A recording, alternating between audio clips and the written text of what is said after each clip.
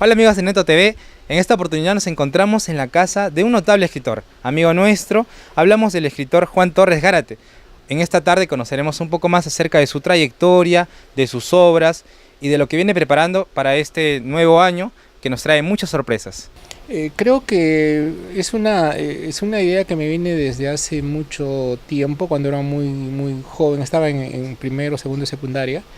Yo tuve un padrino, el profesor Luis Palacios, era un profesor de matemáticas de la unidad y luego fue profesor muy destacado del pedagógico.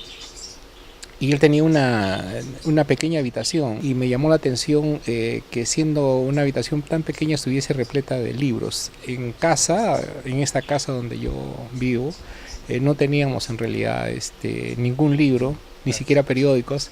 Entonces siempre me llamó la atención que una casa pudiera tener, primero un equipo de música que él tenía, ¿no? Y luego que coleccionara libros y que tuviese un conjunto de enciclopedias que a mí me sirvieron mucho para poder resolver algunos problemas que me dejaban como tarea en la escuela, ¿no? De estos libros, ¿cuáles fueron aquel que marcó, digamos, también para que usted pueda decidir la carrera que iba a elegir posteriormente? Lo he dicho varias veces, mi vocación literaria nació a posteriori, una vez que egresé de la universidad, ¿no? Y lo he dicho también varias veces, yo soy de la especialidad de ciencias sociales, no soy de literatura, me siento a veces extraño al campo de la literatura, pero mi vocación finalmente se decidió por la literatura. Influenciado, cuando estuve en Hilo ya trabajando en la década de los 70, cuando vivía muy solo, reducido a una sola habitación. Entonces la soledad, ¿no es cierto?, el hecho de tener muchas horas desocupadas me hicieron asistir permanentemente a la biblioteca de Hilo, que era un lugar muy pequeño, ubicado en el primer piso de un mercado que quedaba en el centro mismo. Y allí, de la lectura o de la relectura de algunos libros que encontré en esa biblioteca, se fue formando mi vocación poco a poco, ¿no? De aquellas lecturas, ¿cuál es la que más recuerda? ¿O cuál es el gusto que usted tiene? ¿Más prefiere las de historia o las de literatura? Bueno, indudablemente yo prefiero las de literatura, ¿no?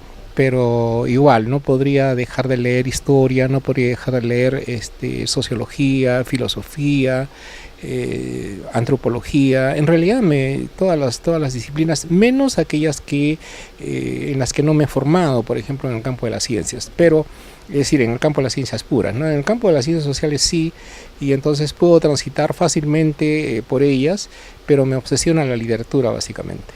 ¿Cuál es el punto de partida para poder usted iniciar en la escritura como escritor? Bueno, creo que uno empieza leyendo y una lectura y después otra y la lectura se convierte en una especie de obsesión, de vicio. Y luego uno empieza a hacer sus prácticas, ¿no? O sea, ¿por qué no escribir también yo mis experiencias, una especie de diario, por ejemplo? Y luego pequeñas experiencias que las llevé por escrito o las puse en el papel y que se convirtieron en pequeñas crónicas, luego en cuentos, etc. Me ayudó mucho el haber trabajado en Hilo en el periodismo. Yo hice periodismo radial, hice periodismo escrito. Entonces el hecho de tener que preparar los editoriales para todos los días, porque tenía un programa de radio, un noticiero en radio El Faro, en Hilo, a las 6 de la tarde. Entonces todos los días recopilábamos noticias con otro amigo para hacer periodismo, para leer, o sea, periodismo radial, ¿no? No hacíamos entrevistas porque no teníamos grabadora, ¿no? Éramos unos periodistas misios realmente. Entonces nos reducíamos a leer noticias de los periódicos que llegaban de Tacna y de la capital, porque en Hilo no había periódicos, ¿no? O sea, no se producían periódicos, no había prensa escrita en Hilo. Seguramente muchos desconocíamos esta faceta de usted. Entonces quisiéramos saber cuál fue la primera publicación o cuál fue el primer atisbo de un cuento. Bueno, en realidad fue en Hilo, ¿no? Yo leía mucho a los escritores del boom, especialmente a Cortázar, a Mario Vargas Llosa, obviamente, ¿no? Y a García Márquez. Estaba obsesionado realmente por la literatura. Entonces empecé trabajando un cuento pequeño, pero en Hilo no había un ambiente propicio para la crítica literaria, ¿no? Para decirlo de manera más técnica. Entonces aquellos escritos que pergeñé en esa época se fueron guardando simplemente, solo que yo me complacía al haberlos escrito. No he recuperado ningún escrito de esa época, pero me sirvió de mucho porque sentó las bases de lo que posteriormente fue mi educación, ¿no? Ya decidida. Después ya el universo de lectura se fue ampliando cuando me trasladé a Tacna y estuve un año sin trabajar y entonces tuve que asistir todos los días a la biblioteca pública y ahí fue donde empecé a sacar varios libros. Por eso yo siempre digo la importancia de una biblioteca pública, ¿no? Porque yo en mi casa no tenía libros, pero cuando hay una biblioteca donde los jóvenes pueden ir, pueden asistir para pedir los libros que quisieran, visitar toda la biblioteca para saber qué libros hay, creo que me parece importante. En ese entonces en el INC había un fichero, ¿no? Entrando a mano derecha, antes de ingresar a la sala de lectura, había un fichero de madera, ¿no? Donde estaban obviamente todos los escritores. Entonces yo me distraía buscando los ficheros y luego sacando los libros, y entonces estaba en las mañanas de 10 a 12 y en las tardes de 5 a 8 me parece, durante un año y medio más o menos, ¿no? Eso contribuyó a ponerme en contacto con escritores ya no necesariamente del boom, sino con otro tipo de escritores de procedencia norteamericana, europea, etc. La primera publicación se realizó en Editorial Mojinete, un tríptico, en realidad 3 cuentos, entre ellos Infiel, que ha dado título a la última publicación que es una antología personal de cuentos, el que se publicó el año pasado, ¿no? En busca del comandante también está ahí, es otro cuento. Bueno, 3 cuentos en realidad, que fue en 1985, 87, no recuerdo muy bien, y ahí empezó todo el proceso de producción, ¿no? Bueno, cuando yo regreso de Hilo a Tacna, yo cursé toda mi primaria y secundaria en Tacna y la universidad en Arequipa. Cuando regresé, después de estar 10 años en Hilo, haciendo periodismo radial, periodismo escrito y pergeñando algunos pequeños cuentos que nunca se han publicado, llego a Tacna y me encontré con un mundo totalmente diferente. Claro, después de 15 años de ausencia, Tacna era otra cosa, ¿no? Yo, por ejemplo, en Hilo tenía un programa político y cultural que se llamaba Debate, que se transmitía por Radio Hilo los sábados de 10 a 12 del día, y que generó mucha expectativa entre el sector intelectual, político, porque hacía entrevistas a personalidades políticas, dirigentes sindicales, líderes vecinales, etcétera, etcétera, ¿no? Recordemos que estábamos en el proceso de la Revolución Velasquista, y había una exacerbación del ánimo político, nacionalista, etcétera, ¿no? Y cuando llegué a Tacna quise reeditar Debate aquí, pero en Tacna ya existía Debate, estaba Rondinel, estaba el papá de Fernando, ¿no? Entonces me quedé apabullado porque ya era otra cosa, ¿no? Lo mío era muy artesanal, claro que en ese momento fue importante, ¿no? Igual en el campo intelectual no conocía absolutamente a nadie, solamente los conocía de nombre, y me daba mucho celo, mucha envidia, por ejemplo, asistir al Venecia y encontrarme con un conjunto de gente que yo no conocía, y yo me sentaba en una mesa y ellos en otra mesa.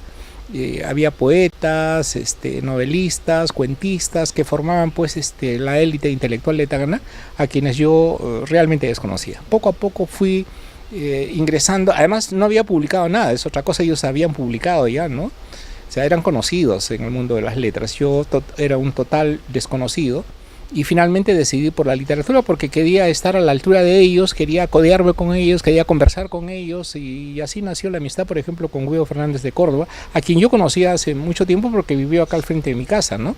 Yo sabía que era un poeta, tuve la oportunidad de conocerlo cuando yo estudiaba en la secundaria en la gran unidad escolar Cordero Bolognesi, y él fue 1 o 2 veces a dar recitales allá, entonces no sabía que era poeta, y entonces ya cuando lo vi en la unidad subido a un estrado, a un tabladillo, declamando su poesía, y luego lo vi como mi vecino, lo vi como un espécimen raro, ¿no? Totalmente raro, era un poeta, y entonces no sabía qué cosa era un poeta, yo estaba en secundaria, ¿no?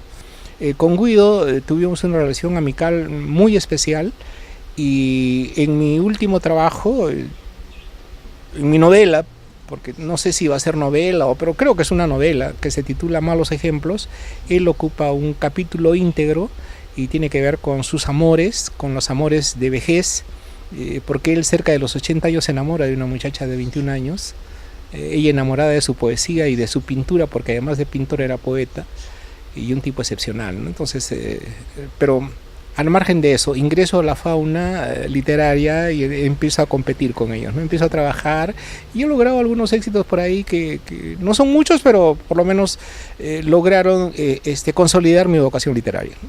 Él era un tipo excepcional, o sea, es un poeta excepcional. Recuerda tú que ganó el premio Copé, ¿no es cierto? De poesía, ¿no? Yo tuve la oportunidad de presentarle su libro aquí en el Club Unión. Pero un tipo excepcional. Por ejemplo, una vez estábamos conversando en la Plaza Cela y me lee un poema y en otro poema decía, por ejemplo, ¿no? Mariposas verdes, lirios blancos, granados rojos, arquitectura lapislázuli. Entonces le digo, oye, ¿qué significa lapislázuli? No sé, huevón, me dice, pero después lo buscamos en el diccionario. Pero suena bonito, ¿no? ¿Te das cuenta, no? O sea, es ese tipo de excepcionalidad, ¿no? Él mismo me decía, pero suena bonito, ¿no? Sí, claro, o sea, suena bonito, ¿no? A raíz de que en la novela se trata de los amores viejos, ¿no? Una idea muy extendida entre la gente es de que el amor es exclusivo de la juventud, ¿no? Entonces los jóvenes se enamoran y solamente los jóvenes, los viejos ya no se enamoran, y es todo lo contrario. Es todo lo contrario. En realidad los jóvenes se ilusionan, no se enamoran, ¿no? Los que se van a enamorar son los viejos. Y se aferran al amor porque es un asidero, es una tabla de salvación, porque los protege contra la desesperación de la muerte, ¿no? En ensayo, por ejemplo, a mí me deslumbró André Gide, que es un francés, premio Nobel de Literatura de 1947. Le leí un ensayo sobre Dostoyevsky, me quedé totalmente deslumbrado. Siempre recurro a la lectura de ese ensayo, que es formidable. Después descubrí a los malditos norteamericanos, ¿no es cierto?, el realismo sucio norteamericano, el existencialismo europeo y fundamentalmente francés, Albert Camus, Sartre, a los filósofos existencialistas. Es una maravilla, o sea, no podría hablar de 2 o 3 autores, son muchos autores, ¿no? Por ejemplo, hay un norteamericano, Richard Yates, que es muy poco conocido. Incluso he conversado con mucha gente que es especialista y no lo conocen mucho, ¿no? Pero él es uno de los escritores míos favoritos en el campo del cuento, que ha influenciado en Raymond Carver, por ejemplo, que es uno de los grandes cuentistas norteamericanos, ¿no? Y en ese campo sí me gusta trabajar o leer a gente joven, ¿no? Porque hay propuestas nuevas, ¿no? Hay literatura que se va haciendo vieja. Tú mismo te das cuenta, ¿no? O sea, yo mismo me doy cuenta, los cuentos que he escrito al comienzo, a la gente joven de hoy no les gustaría esos cuentos, ¿no? ¿Por qué? Porque ahora la gente que lee menos quiere cuentos ágiles, quiere diálogos, no quiere reflexiones, no le interesa la reflexión, claro, muy influenciado fundamentalmente por la televisión, por el cine, ¿no? Claro, de acuerdo a lo que usted dice, todo cambia, todo va variando en el tiempo, y es por ello que también en su momento destacó mucho. Claro, o sea, yo no podría escribir una novela como Dostoyevsky o como Balzac, que son novelistas del siglo XIX, porque es terriblemente aburridas en lo que se refiere a la descripción, ¿no es cierto? Hoy ya nadie describe porque hay cine, porque hay fotografía, porque entonces la literatura tiene que acomodarse a las circunstancias, ¿no? Así es. Bueno, mencionaba que durante el tiempo van apareciendo nuevas cosas, como en su momento fue la destacada revista El Reino de Ancat, ¿no?, de Guido Fernández de Córdoba, pero también han ido apareciendo nuevas publicaciones, nuevas ediciones de revistas literarias, ¿no? Este es el caso de la revista Calambur. Cuéntanos un poco acerca de esta experiencia que usted inició hace un par de años, ¿no?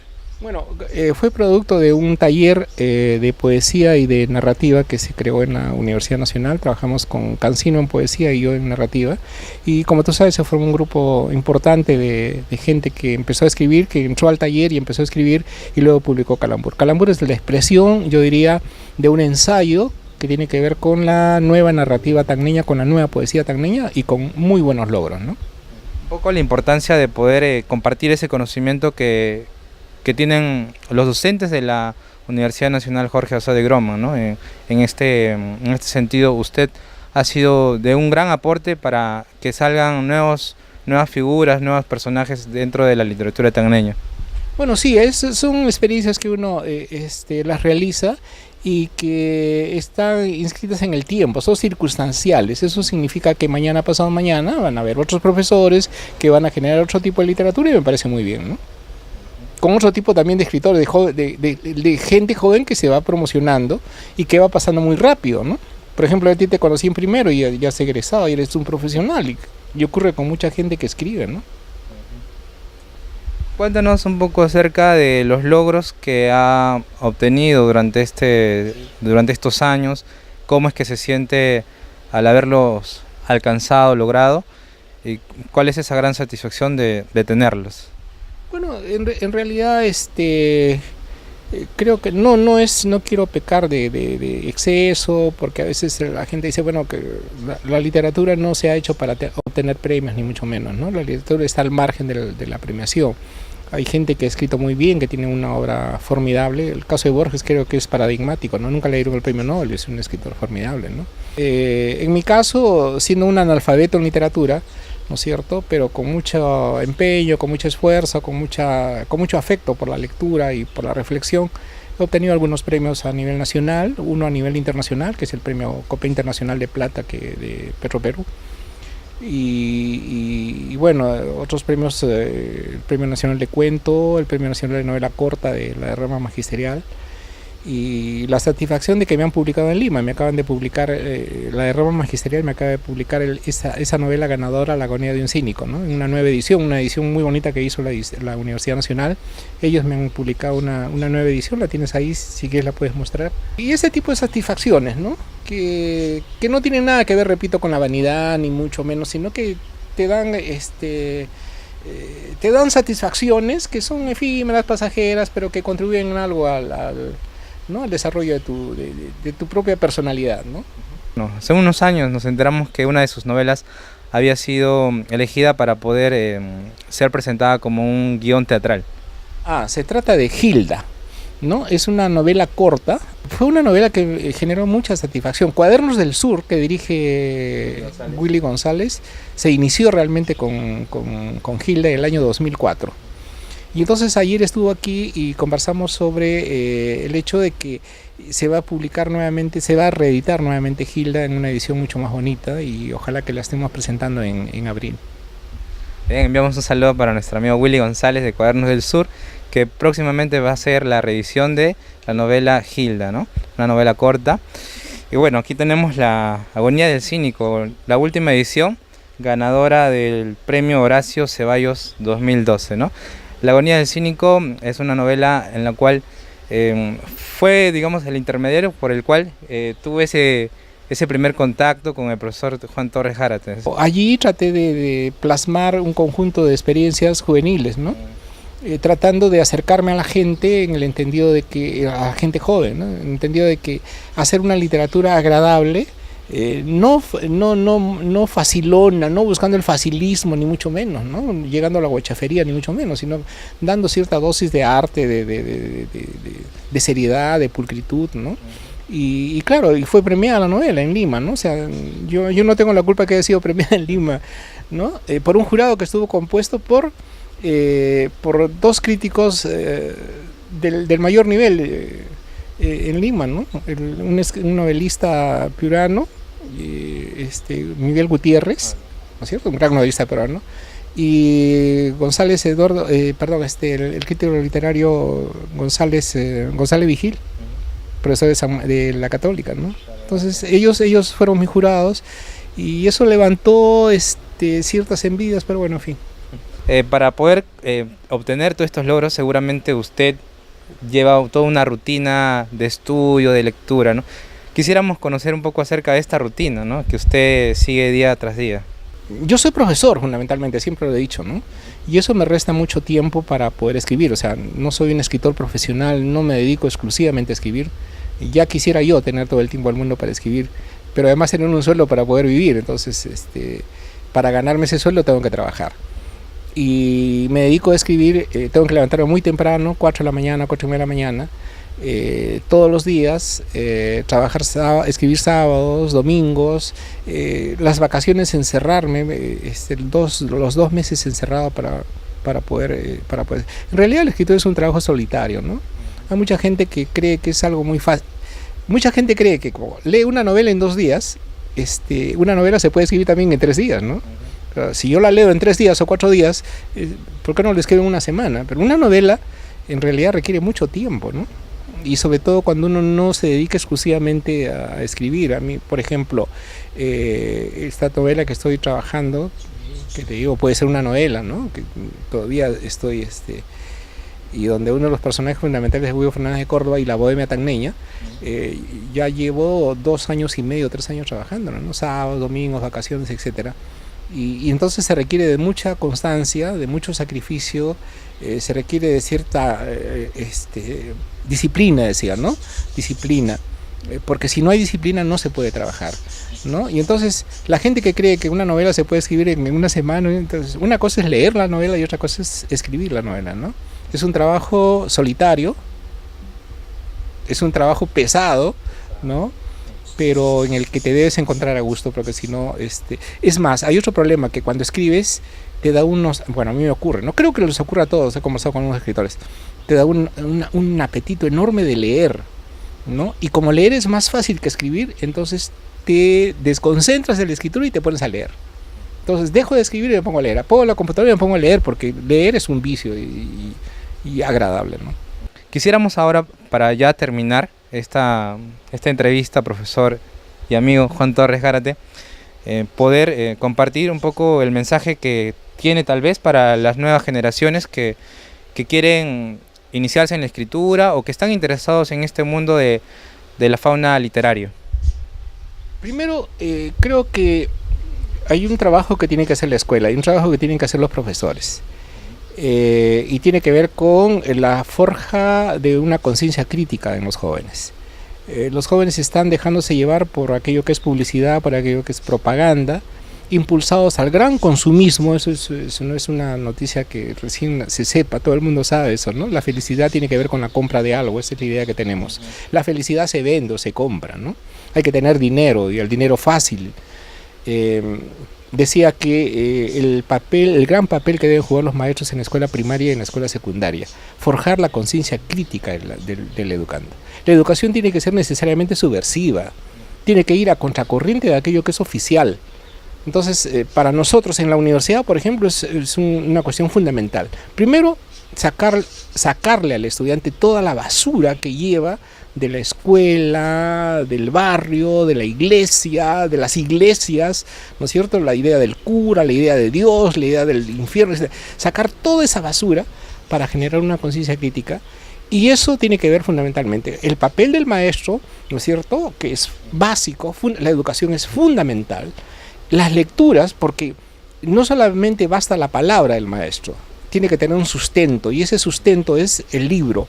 Y entonces la inteligencia del maestro tiene que poder desplazarse en varias direcciones. Una de ellas es la escogitación o selección de los libros más importantes o de las lecturas más importantes que debe poner en contacto con el estudiante. El estudiante en contacto con ese tipo de lecturas va a mejorar su concepción crítica y entonces va a ser un crítico de sí mismo, un crítico de la familia, un crítico de la sociedad, un crítico del país.